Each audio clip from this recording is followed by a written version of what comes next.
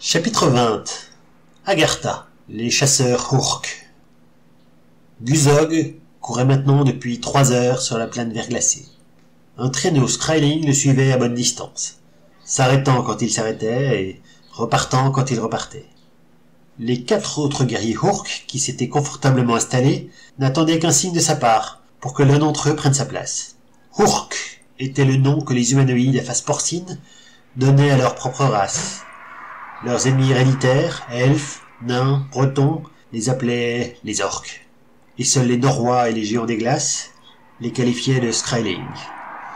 Ce qui signifiait en ancien norrois « créature contrefaite ». Guzog avait largement dépassé sa période de garde, mais il ne voulait pas laisser à un autre la gloire d'être celui qui a vu un géant des glaces en premier, et surtout pas cet idiot de Snarzog qu'il détestait copieusement. Tous les 1000 pas, l'éclaireur s'arrêtait, prenait 1 minute pour scruter les alentours et renifler les odeurs. Les hommes des glaces étaient dans leur territoire. Ils connaissaient le terrain, ils laissaient peu d'indices. Mais Guzog n'était pas un novice.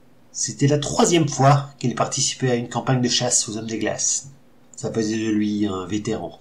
Il s'arrêta pour la 100e ou 200e fois. Il avait perdu le compte et eut mal air en comptant mentalement les secondes. Il était épuisé, mais il devait repartir après avoir compté jusqu'à 100. S'il restait trop longtemps, le chef Olor lui ordonnerait de prendre une pause. Il devait tenir encore un peu, même s'il n'en pouvait plus. « C'est mon tour, Urklar Olor !» grogna la créature. « Son temps est largement dépassé. » Dans le curieux patois qui servait de langue aux orques, Urksar signifiait chef, parce que Xar voulait dire roi, dans la langue d'un des nombreux peuples que les Hurk avaient combattus.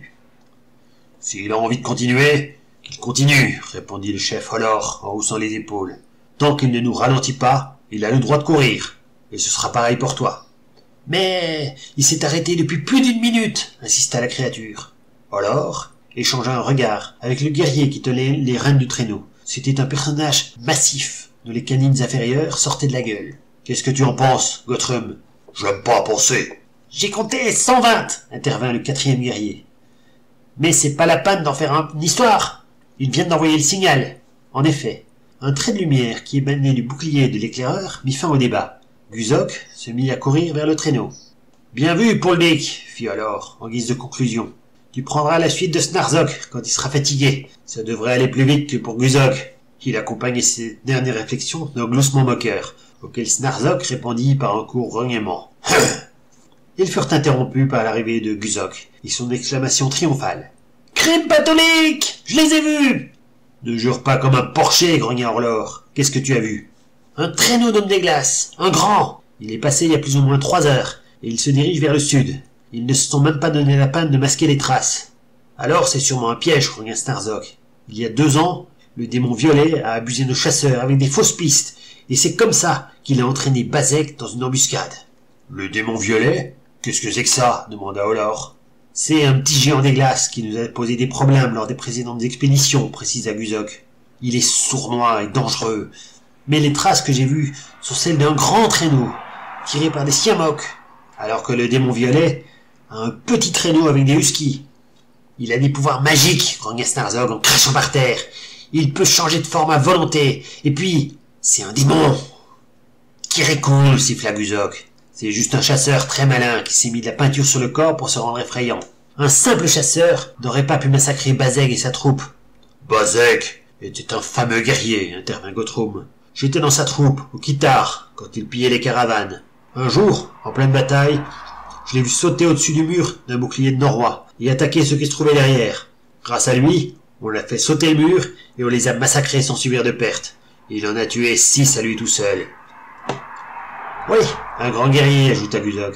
« Sa troupe a été décimée, parce qu'il s'est laissé guider par un imbécile doublé d'un lâche. »« Répète ça pour voir !» hurla Snarzog en empoignant son cimeterre. « Vos gueules !» aboya Olor. « Vous allez fermer vos gueules, sinon c'est moi qui m'en charge et ce sera définitif. » Les 2 guerriers rangèrent leurs armes en échangeant des regards de haine. « Écoutez-moi, » reprit Olor d'un ton plus calme. « Écoutez-moi bien. Il y a au bout de cette piste un traîneau d'hommes des glaces, chargé de fourrure, de viande et de cornes. Mais il y a aussi des hommes des glaces. Vous ne voulez pas qu'ils nous entendent, pas vrai? Alors écoutez bien ce que je vais vous dire, tous les 2.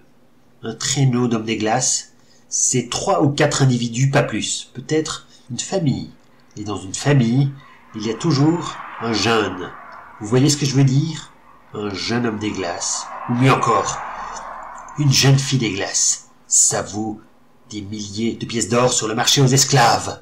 Assez d'or pour que chacun d'entre nous puisse s'offrir une armure en véritable acier. Des cuirasses sur lesquelles rebondissent les flèches. Même les flèches avec des pointes de métal. Et je n'ai pas envie de rater une occasion pareille à cause de vos chamailleries. Alors on va suivre cette piste. On va surprendre les hommes des glaces au bivouac. On va capturer les plus jeunes, tuer les autres. Et le premier d'entre vous qui la ramène, je lui fends le crâne. Nous sommes tous d'accord, n'est-ce pas? Alors en route. Ils reprirent la route, dans un silence presque mystique. Snarzog avait remplacé Guzog et précédait d'une bonne centaine de mètres le traîneau des Urks, que Gottrum le costaud et Hollor le chef guidaient à l'avant, tandis que Guzog boudait à l'arrière. Entre les deux, Poldik aiguisait consciencieusement son cimeterre, en essayant de ne pas faire trop de bruit, pour ne pas importuner son chef. S'ils sont aussi chargés que Guzog le prétend, murmura Gottrum, ils ne vont pas tarder à s'arrêter. On a de bonnes chances de les surprendre, pendant qu'ils seront épuisés, et leur attelage aussi. Et pour ce qui est du partage... Pourquoi tu rigoles? Demanda Hollor. Parce que j'ai l'impression que même dans le meilleur des cas, on ne sera que 4 à se le partager.